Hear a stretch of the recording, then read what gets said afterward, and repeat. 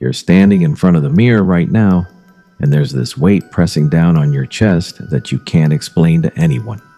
Not your friends, not your partner, maybe not even yourself. But you feel it every single day.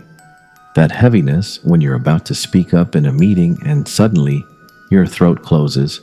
That paralysis when an opportunity appears and something inside whispers, "You're not ready."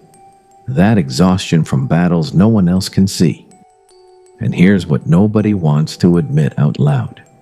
The reason you feel this way, the reason you hesitate when others charge forward, the reason you second guess every decision you make, it didn't start with you. It started with him, your father.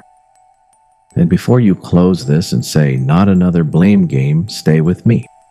Because this isn't about pointing fingers at a man who probably did his best with what he had. This is about something far more unsettling. This is about the invisible inheritance you've been carrying your entire life without knowing it. Think about it. Right now, in this exact moment, when you doubt yourself, whose voice do you actually hear? When you're terrified of failing, whose disappointment are you really afraid of? When you push yourself to exhaustion trying to prove your worth, who are you still trying to convince? The brutal truth is this: your father didn't just raise you, he installed your internal operating system, and most people spend their entire lives running on software they never chose, never questioned, never updated. Here's what actually happens in childhood that no one explains. A father doesn't teach through lectures or life lessons. He teaches through silence, through his tone when you made a mistake, through his face when you showed excitement, through whether he was there or absent, through how he handled his own emotions or didn't. If your father responded to your feelings with discomfort, you learned that your emotions are dangerous. If he never apologized, you learned that admitting fault means weakness. If his love felt conditional on your achievements, you learned to perform instead of exist. If he avoided difficult conversations, you learned that honesty creates chaos. If he demanded strength by suppressing feelings, you learned to confuse numbness with maturity. If he was unpredictable, you learned to scan every room for emotional landmines. And here's the part that changes everything. What you learned wasn't conscious. It bypassed your rational mind completely and wired itself directly into your nervous system. That's not metaphor, that's neuroscience. Your brain was literally shaped by trying to navigate his emotional landscape. You were learning to read his moods instead of understanding your own, learning to stay small instead of taking space, learning to freeze instead of act. And now, decades later, you call that freezing indecision. You call that smallness humility. You call that constant vigilance just being careful. But what if those aren't personality traits? What if they're survival mechanisms you never turned off?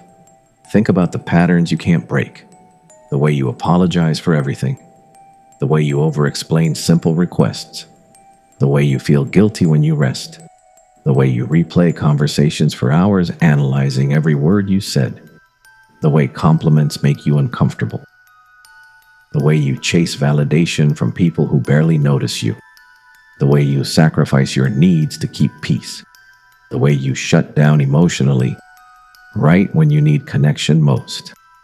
These aren't random quirks. These are adaptations. You develop them because at some point being yourself felt unsafe. Your father's energy, his unspoken expectations, his silent judgments, his emotional distance, they taught you that survival meant becoming smaller, quieter, more careful, more controlled. And you got so good at survival that you forgot how to actually live. But here's where this gets profound. That voice in your head that criticizes every move you make, it's not even yours. It's an echo. An echo of a man who was probably echoing his own father's voice. Generation after generation of inherited fear, inherited doubt, inherited emotional suppression, all passed down like genetic code. Your grandfather struggled with expressing emotion, so your father never learned how your father never learned how, so he couldn't teach you. And now you're struggling with the exact same patterns, wondering why you can't just get over it. When everyone else seems fine, they're not fine. They're just running different versions of the same inherited programming. And the tragedy is this: the very things that protected you in childhood are destroying you in adulthood. You learned not to need anyone, and now you're isolated.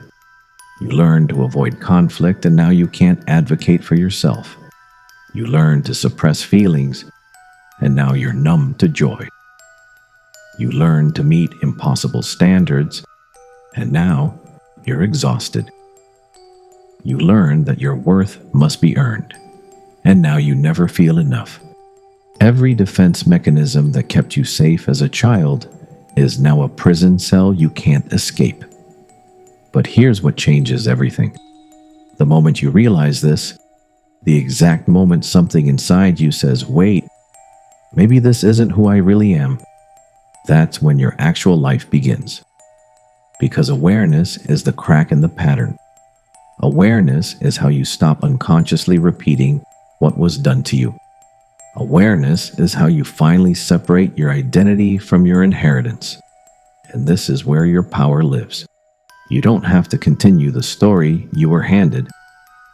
You can look at your father not as this towering figure who defined your worth, but as a flawed human being who was shaped by his own pain, his own father's limitations, his own unhealed wounds. Understanding this doesn't excuse anything, but it explains everything. And when you understand the origin of your patterns, you stop feeling defective and start feeling free. Free to ask, who would I be without these inherited fears? What would I do if I wasn't afraid of his disapproval? How would I live if I stopped carrying his emotional weight? These questions are the beginning of your transformation. Because real strength isn't pretending you weren't affected. Real strength is acknowledging exactly how you were shaped and choosing to reshape yourself anyway. And that transformation starts right now, with small moments. The moment you pause before shrinking. The moment you express something you'd normally hide. The moment you stop over-explaining. The moment you choose honesty over avoidance. These moments accumulate, and slowly, steadily, they build a new voice inside you. Not his voice, not the conditioned voice, but yours. The real you who's been waiting beneath the surface. The you who wants to take risks without fearing judgment. The you who wants to speak without rehearsing. The you who wants to stop pretending. And maybe that version feels impossible right now. But here's the truth. Nobody told you you were never weak because of your father. You only believed you were. And that belief is the only thing standing between who you are and who you're meant to become.